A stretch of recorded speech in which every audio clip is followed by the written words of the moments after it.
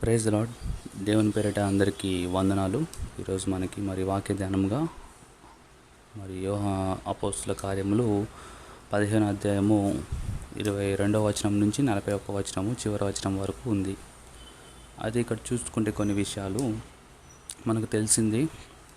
Already అంత్యోక సంఘంలో సున్నతి పొందాలి అని చెప్పేసి ఎవరైతే అన్యులు దేవుణ్ణి నమ్మారో వాళ్ళు కూడా సున్నతి పొందాల్సిందే. సున్నతి పొందకపోతే అది తప్పు అని చెప్పేసి, లేకపోతే దేవుని రాజ్యం లేదన్నట్టుగా, లేకపోతే మీరు దేవుడు బిడ్డలు కారన్నట్టుగా చెప్పడము. అలాగే మనం చూసాం, నేను సున్నతి అనేది పెద్ద వయసులో చేయడం అంటే చాలా కష్టమైన పని కాబట్టి చాలామంది దాన్ని చూసి ఏం చేస్తారు, యేసు ప్రభుని నమ్మరు. అయితే కొంతమంది అనొచ్చు, నమ్మపోతే నమ్మపోయారు, యేసు ప్రభు అదే కదా చెప్పింది, విశాల మార్గం కాదు నాది, ఇరుకు మార్గం అని చెప్పేసి అన్నాడు కదా యేసు ప్రభు. ఇరుకు మార్గం అంటే ఇదే కావచ్చు, సున్నతి పొందకుండా మీరు నా దగ్గరికి రాలేరని చెప్పేసి ఉండొచ్చు అని కొంతమంది అంటారు.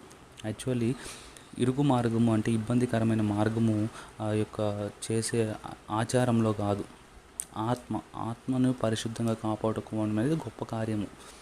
నాలుకలు కోసుకుంటారు చాలామంది. ఇంకా చెప్పాలంటే ఇంకా వేరే వేరే దేవతలను పూజించే వాళ్ళు నాలుకలు కోసుకుంటారు, చెవులు కోసుకుంటారు, నాలుకలకి ఏవేవో గుచ్చుకుంటారు, నిప్పుల మీద నడుస్తారు, మంటల్లో దూకుతారు.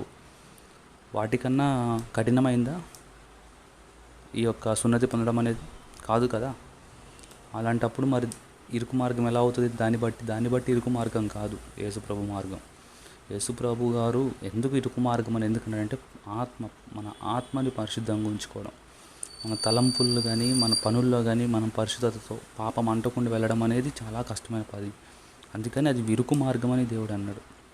అలాగే ఈ మార్గంలో వెళ్ళేటప్పుడు ఎంతోమందిని క్షమించాల్సి ఉంటుంది. ఎంతోమంది ఎన్నో మాటలు అన్నప్పుడు వాళ్ళందరినీ కూడా క్షమిస్తూ నోరు తెరవకుండా ముందుకు వెళ్ళాల్సి ఉంటుంది. అందుకే ఇది ఇరుకు మార్గం. ఎన్నో శ్రమలు అనుభవించాల్సి ఉంటుంది. తప్పులు చేయకపోయినా కానీ శ్రమ అనుభవించాల్సి ఉంటుంది, పనిష్మెంట్ అనుభవించాల్సి ఉంటుంది, శిక్ష విధిస్తారు. మనం ఏం తప్పు చేయకపోయినా జైల్లో వేస్తారు. ఏం చేయకపోయినా మనం ప్రార్థన చేసి మంచి పనులు చేసినా మనల్ని హింసిస్తారు. అలాంటప్పుడు ఇంకెంత బాధ కలుగుతుంది. సో ఇలాంటి మార్గాన్ని ఎంచుకోవాలంటే చాలామంది భయపడతారు. ఎందుకంటే ఆత్మను పరిశుద్ధంగా ఉంచుకోవడం అనేది కష్టము, చేయని తప్పులకు శ్రమ అనుభవించడం అనేది ఇంకా కష్టము. అందుకే యేసుప్రభు ఇరుకు మార్గం అన్నారు. అంతేగాని ఈ సున్నతి అనేది ఏదో చాలా నొప్పికరమైంది కాబట్టి ఇది ఇరుకు మార్గము, సో సున్నతి ఉంటేనే అన్నట్టుగా యేసుప్రభు చెప్పాడని కొంతమంది అనొచ్చు. అదనేది తప్పు. ఎందుకంటే సున్నతి కన్నా ఇంకా ఘోరమైన ఇవి పనులు వేరే వేరే దేవతలకు వేరే వేరే వాళ్ళు చాలా చేస్తున్నారు. సో అది ఇంకా పెద్ద ఇరుకు మార్గం అవ్వచ్చుగా. కాబట్టి అది దేవుడు ఆ యొక్క చూపుతో ఇరుకు మార్గం అని చెప్పలేదు, ఈ యొక్క ఆచారాలను బట్టి ఇరుకు మార్గం అని చెప్పలేదు. కానీ మన ఆత్మ పరిశుద్ధంగా ఉంచుకోవడం, పాపం అంటకుండా నడవడం అనేది కష్టం కాబట్టి అందు నిమిత్తము ఇది ఇరుకు మార్గం అని చెప్పాడు దేవుడు. సో మీరు కన్ఫ్యూజ్ అవ్వకుండా, ఎవరైనా మిమ్మల్ని కన్ఫ్యూజ్ చేసినా కానీ, ఒకవేళ ముస్లిమ్స్ కానీ లేకపోతే హిందూస్ కానీ ఇక వేరే ఎవరన్నా కానీ బైబిల్ చదివి మిమ్మల్ని యేసుప్రభు ఇరుకు మార్గం అన్నాడు కదా, సో సున్నతి పొందితే సున్నతి అనేది చాలా నొప్పికరమైంది కాబట్టి అది పొందితేనే పరలోక రాజ్యం కాబట్టి అందుకే ఇరుకు మార్గం అని చెప్పాడని నమ్మపకండి. యేసుప్రభు దాన్ని బట్టి ఇరుకు మార్గం అని చెప్పాల. ఎందుకంటే ఆల్రెడీ మీకు చెప్పాను, సున్నతి కన్నా ఇంకా ఘోరమైన పనులు చేసే దేవతలకి నాలుకలు కట్ చేసుకొని నుప్పుల్లో దూకే వాళ్ళు కూడా ఘోరమైన ఆచారాలు పాటించే వాళ్ళు ఉన్నారు. సో అది ఇంకా పెద్ద ఇరుకు మార్గాలు కదా. కానీ ఇది ఇరుకు మార్గం ఎందుకు అయిందంటే, యేసుప్రభు ఏం చెప్పాడంటే, మీరు పరిశుద్ధంగా జీవించాలి, పాపం చేయకుండా, తలంపుల్లో కూడా పడిపోకుండా ముందుకు వెళ్ళాలి, అలాగే నా కొరకు శ్రమలు అనుభవించాల్సి ఉంటుంది. అందుకని అది ఇరుకు మార్గం అయింది. ఓకే. సో ఇక్కడ మనం చూస్తాము, అలా పుట్టినప్పుడు ఇక్కడ కొంతమంది సంఘం అంతా కలిసి మన సహోదరులను కొంతమంది అక్కడ పంపిద్దామని చెప్పి ముందు ఒక లెటర్ రాస్తారనమాట. వాళ్ళకి మీరు భయపడబాకండి, మీరు సున్నతి పొందాల్సిన అవసరం లేదు అని. అయితే ఇక్కడ నేను ఒక విషయం ఏంటంటే, ఎవరన్నా క్రైస్తవులు, మనలో ఉన్న క్రైస్తవుల్లో ఎవరైనా విశ్వాసం సడలినప్పుడు తోటి క్రైస్తవుడిగా మనం ఏం చేయాలి? మౌనంగా ఉండాలా? ఉండకూడదు. వీలైతే మనం వాళ్ళని కలవాలి, కలిసి వాళ్ళతో మాట్లాడాలి. దేవుడు మనకు అప్పుడు మాట్లాడటానికి జ్ఞానం ఇస్తాడు. వాళ్ళతో మాట్లాడి వాళ్ళు ఎందు నిమిత్తము యేసుప్రభు నుంచి తప్పిపోతున్నారో తెలుసుకొని ఆ విషయాన్ని బట్టి వారికి మీరు మాట్లాడి ధైర్యపరచాలి, వాక్యాలు చెప్పి వాళ్ళని మళ్ళీ తీసుకురావాలి. ఇక్కడ అదే జరిగింది.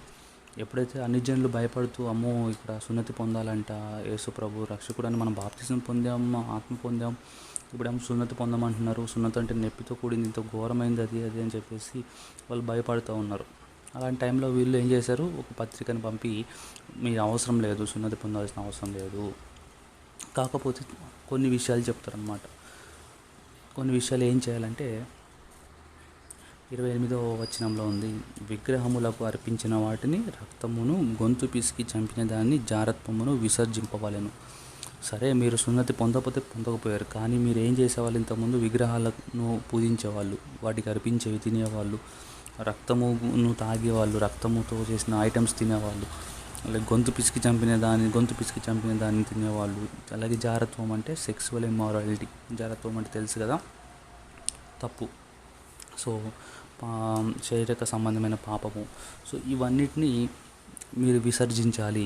ఇవి మెయిన్. ఇవి విసర్జిస్తే మీకు మేలు, సున్నతి పొందకపోయినా పర్లేదు అని చెప్పేసి వాళ్ళకి చెప్తారనమాట. అలాగే ఎవరైనా హిందూస్ ఈ మాట వింటున్నట్టయితే గుర్తుంచుకోండి, మీరు ఒకవేళ యేసు ప్రభులో నిజంగా యేసు ప్రభుని తిరిగి వచ్చిన వారైతే విగ్రహములు మొక్కకండి, విగ్రహములు పెట్టిన వాటిని తినకండి, రక్తము తాగొద్దని క్లియర్గా ఇక్కడ రాస్తుంది. గొంతు పిసికి చంపిన దాన్ని అంటే వేరే వాళ్ళు ఎవరో చచ్చిపోయిన శవాన్ని తినకూడదు అన్నట్లుగా. సో ఇవి కొన్ని. వీళ్ళు జారత్వం అంటే సెక్సువల్ ఇమ్మారాలిటీ, ఇది చాలా ఇంపార్టెంట్. జారత్వం అనేది చాలామంది ఇక్కడే పడిపోతున్నారు జారత్వం చేస్తూ. సో అదొకటి జాగ్రత్త చూసుకోవాలి. అయితే ఇది రెండో విషయం అన్నమాట. మూడో విషయానికి వస్తే మనం ఇక్కడ చివరిలో చూస్తే ఏమవుతుందంటే పౌలుకి బర్నబాకు కొంచెం తేడా వస్తుంది. ఇప్పుడు పౌలు బర్నబా ఇద్దరు కలిసి సేవ చేస్తున్నారు, అన్ని చోట్ల తిరుగుతున్నారు. అది ఇక్కడ ఏమవుతుందంటే వీళ్ళిద్దరి మధ్య కొంచెం స్ట్రగల్ అనేది ఏర్పడుతుంది. ఎందుకంటే పౌలు గారు ఏమంటారంటే మనం శీలం తీసుకొని పోదాము అని, ప్రచారానికి పోదాము, సువార్త చెప్పడానికి వేరే దేశానికనంటే, వేరే ఊరికంటే. బర్నబా అంటాడు, మనము మారు పేరు గల యోహాను తీసుకొని పోదాం అంటాడు. అప్పుడు పౌలు గారు అంటారు, ఆ మారు పేరు గల యోహాను మనల్ని విడిచిపెట్టాడు కదా, పలానా రోజు పలానా టైంలో పలానా ఊరిలో మనం సువార్త చేస్తుంటే మనల్ని వదిలి వెళ్ళిపోయాడు కదా, అలా సేవను అలా వదిలేసి వెళ్ళిపోయిన అతనితో మనం ఎలా సేవ చేస్తామని చెప్పేసి పౌలు గారని అంటే వాళ్ళిద్దరి మధ్య వాదం పుట్టినప్పుడు బర్నబా ఏం చేస్తాడంటే మార్కుని తీసుకొని వెళ్ళిపోతాడు. ఇంకా పౌలు గారు ఏం చేస్తారంటే యూదా అని మారు పేరు గల శీలాని తీసుకొని వెళ్తారనమాట సువార్త ప్రకటించడానికి. ఇద్దరు చూడండి, గొడవ పుట్టొచ్చు, కలహాలు పుట్టొచ్చు, కానీ దేవుడి సేవ ఆగకూడదు. అది చాలా ఇంపార్టెంట్. మీకు మీ సంఘంలో ఉన్న వారికి, లేకపోతే మీకు తోటి సహోదరికి ఎన్నన్నా గొడవలు జరగవచ్చు, కానీ దేవునిని ఆరాధించడం కానీ దేవుని పూజించడం కానీ ఎక్కడ తగ్గకూడదు.